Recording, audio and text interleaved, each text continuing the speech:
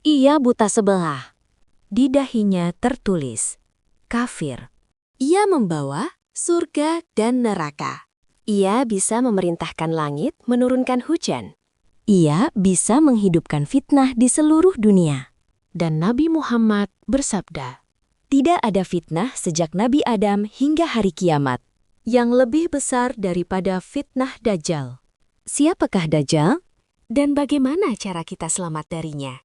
Assalamualaikum warahmatullahi wabarakatuh.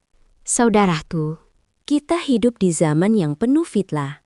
Namun, Rasulullah Shallallahu Alaihi Wasallam telah memperingatkan bahwa akan datang satu fitnah yang jauh lebih dahsyat. Fitnah yang mengguncang iman manusia. Dialah Al-Masih Ad-Dajjal. Dajjal adalah manusia, bukan jin, bukan makhluk gaib. Ia adalah keturunan Adam. Rasulullah Shallallahu Alaihi Wasallam menggambarkannya sebagai lelaki bertubuh besar, berkulit kemerahan, rambut keriting, dan buta sebelah. Mata kanannya seperti buah anggur yang rusak. Di dahinya tertulis huruf kaf, fa, ro, kafir. Tulisan itu bisa dibaca oleh setiap mukmin, baik yang bisa membaca maupun tidak. Ia akan muncul di akhir zaman sebagai ujian terbesar bagi manusia. Mengapa fitnahnya begitu besar? Karena Allah mengizinkan Dajjal memiliki kemampuan luar biasa sebagai ujian. Ia bisa memerintahkan langit menurunkan hujan. Ia bisa membuat bumi menumbuhkan tanaman. Ia membawa sesuatu yang tampak seperti surga dan neraka. Namun, Rasulullah menjelaskan, surga Dajjal sebenarnya adalah neraka. Dan nerakanya adalah surga. Ia bahkan bisa membuat seseorang tampak hidup kembali untuk menipu manusia. Bayangkan betapa banyak manusia akan tertipu. Orang yang imannya lemah akan berkata, inilah Tuhan. Na'udzubillah. Dajjal akan muncul ketika dunia dalam keadaan kacau. Terjadi peperangan, krisis, kelaparan. Manusia dalam keadaan lemah dan membutuhkan pemimpin. Ia akan berkeliling bumi selama 40 hari. Namun, 40 hari itu tidak seperti hari biasa. Hari pertama seperti 1 tahun. Hari kedua seperti 1 bulan. Hari ketiga seperti 1 pekan. Dan sisanya seperti hari-hari biasa. Ia tidak bisa memasuki Mekah dan Madinah.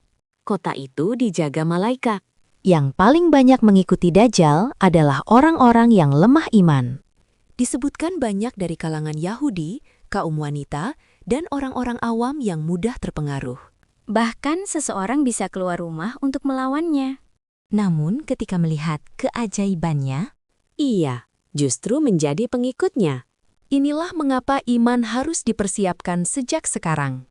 Rasulullah tidak hanya memperingatkan, beliau juga mengajarkan cara selamat, menghafal dan membaca 10 ayat pertama surah Al-Kahfi. Dalam riwayat lain disebutkan 10 ayat terakhir. Berlindung kepada Allah dalam doa, terutama setelah tahiyat akhir.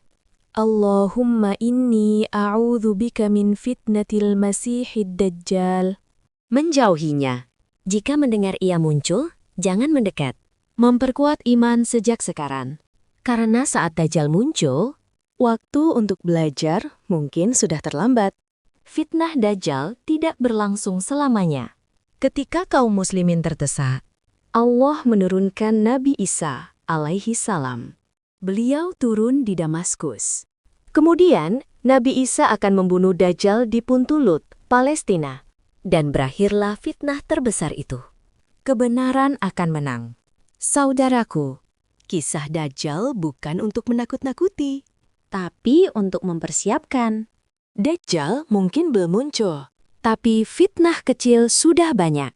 Fitnah harta, fitnah popularitas, fitnah syahwat, fitnah syubhat. Jika kita kalah oleh fitnah kecil hari ini, bagaimana dengan fitnah terbesar nanti? Iman tidak dibangun dalam sehari. Ia dibangun dari sholat, dari Al-Quran, dari taubat, dari ilmu. Rasulullah Shallallahu Alaihi Wasallam bahkan sering menangis ketika menyebut Dajjal. Karena beliau mencintai umatnya. Beliau takut kita tersesat. Maka jangan anggap remeh peringatan ini. Semoga Allah melindungi kita dari fitnah Dajjal. Semoga kita diwafatkan dalam keadaan beriman. Allahumma amin. Waalaikumsalam warahmatullahi wabarakatuh.